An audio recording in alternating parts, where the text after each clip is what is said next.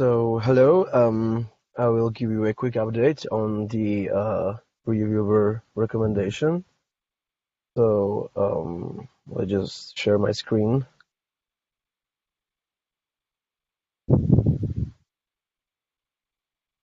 Yes, can you confirm? Yes, we can see it. Okay, so in the last demo, which you can check if you haven't seen it, I've prepared some data from GitHub using the meta information indicators project from Thoth station, and I've tried some basic models using scikit-learn to train a reviewer recommendation. And the whole concept was basically just uh, trying to recommend a pull request reviewer based on the pull request creator similarities. So and that was really uh, that had a poor evaluation. So I tried something else, and I also changed the data. So before we had scikit-learn, but I've changed the data to be from an OpenShift origin project, which we recently just aggregated for Michael Clifford, and yeah, it's the same for the notebook. So last time we ended up in visualization in making some graphics out of reviews on approvers versus commenters, and we can continue. And the thing I did was to focus on actual reviews in data rather than just focusing on pull request creators. So I've extracted all the reviews from the data because we collect reviews as a part of pull requests, and it's a nested data structures. So I've extracted all the reviewers from the data, and we had some data frame then. And the data frame just basically describes pull request author, review author, words count that pull request the review had, the state, if the review was commented or approved, and yeah, the pull request created the datetime, title, body, and etc. etc. So basically, this is for every pair of pull request creator and the pull request reviewer. We have also a changed files attribute, which we added to the meta information indicators. And that is basically all the files that were changed in pull request. We currently don't abstract that. We don't differ between the removed files and added files and modified files, but it's a possibility in future to focus also on these distinct types. Oh, sorry, B just flew past me, and you can see that this is also a list in the data. So what we can do with the list is that we can explode it, and we can explode it to the for every file. So you'll see that in a minute. Yes, there are some statistics about the data, which are, I would say, interesting, but not that much probably, because it can be expected. And there is a box plot or box plots of the response times. And yes, I forgot, we also collect time to review and time to respond in the data. So for each entry, for each pull request, we also collect information on what was the delta between the pull request creation and someone that responded to that pull request. So you have for example time to review. and it's the delta between the creation of the pull request and review, and the time that the pull request was first reviewed. So for each entry, we have a time delta statistics, and when we plot that, it can be seen that it varies between like an 1 hour to a 1 day. This is an hour statistics, and the median is like in 10 hours above. We can differ between these box plots. You can visualize the comment response times and approve response times. So you can have times of time to comment and also time to approve a pull request. This was the thing that was interesting, because the time to comment has a median higher than 10 hours, and the time to approve has a median really lower than 10 hours, which, when you think about that, you expect that the approve time should be higher than a comment time. But I would say that this is due to the comment reviews being much more present in data than approve reviews, because people tend to comment more, and only a couple of them are approvers. Only some of the people are approvers, which you can see here in the data. You have a comment account and approve count for every contributor that has reviewed pull requests in last 6 months in OpenShift Origin repository, and you can see that much of them are commenters and only some of them are approvers. This is ascended by the comment count. So yes, this is probably the explanation why the approve response time is lower, because of the much less presence in the data.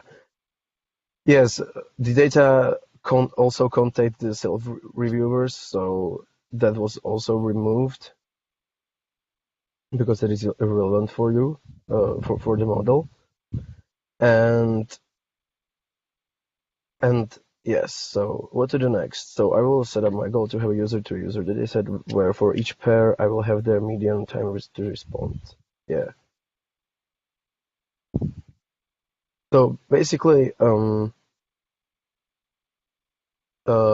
we exploded the changed files data. So the 318 data entries in the data frame is probably not that much, because it's last 6 months, and it depends on the model you want to use, but for some of the models, right, especially for those black boxes, you need much more.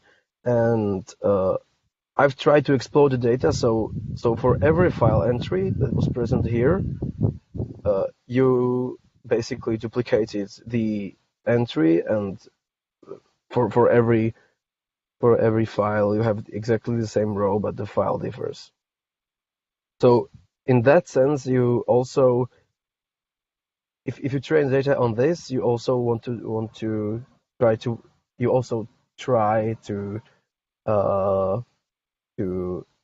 interpolate data on the files present in project. So you're not only training data on some statistics about the response time and the review status, but you also want to try to mimic the file structure. So somebody tends to review these specific files, so you want to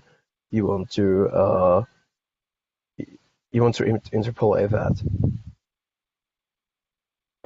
Yeah, we removed the change files number because that's irrelevant now. If you have exploded data, that does not say anything about that, probably. Oh, I've then encoded features. Yeah, it's the normal process, and then split data. One thing that I didn't think about and I then later discovered is that I have to do a test train split before exploding the data, because you can then kind of cheat on testing, because if you train data on, for example, these 3 entries or 4, which are part of the same pull request, the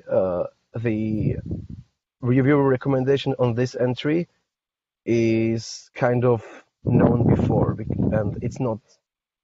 I would say it's not that of a test if you test on the last entry because you've already trained on the entries you know, and this is just a part of that. So this is one thing. I would have to split the data before exploding, so you would have unseen pull request in test data. By not doing that, you have the seen pull request in test data, which you don't want to because that's not the way you want to test a recommendation model. And yeah, I've tried some models, KN from scikit-learn or random forests. Accuracies were pretty much high, and also because of that hole in testing. But also this is also incorrect evaluation in another sense, and that is because we test the model on the data that is not known in the time of recommendation. So if I train my model on the response in seconds, the response in seconds is the first response that was either approve review or recommend review. But if I try to predict a model, if I try to predict a reviewer based on this, I don't know what's the response time of the pull request if nobody had responded. So that's kind of also not good. So I've changed that so the data does not contain these unknown entries. Yeah, the entries are words count, state, response time. So you don't know how many words will the review have because there had not been any review. And also you don't know what was the state of review because you don't know what the reviewer will be doing if he or she approves or comments. So this was dropped from the data, and you also don't know who was the author, but that is the target variable. Yeah, that's okay.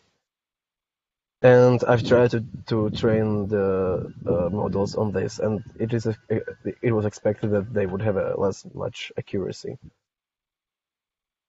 I also tried neural network embeddings because I would say that you can use these features, these unknown features in training, and then extract embeddings from the neural network. So you would use the embeddings on the known features. So I tried that, and I don't have the embeddings yet, but you can see that the neural network can be also used with the data, and that is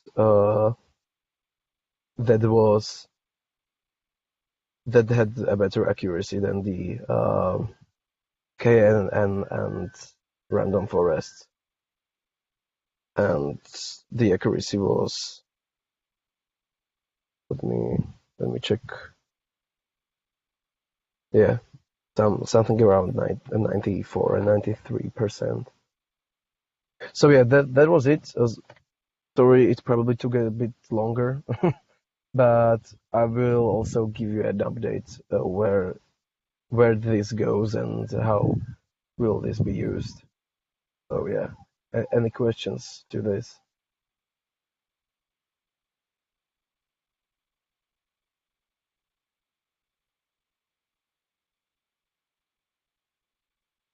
If no, thank you.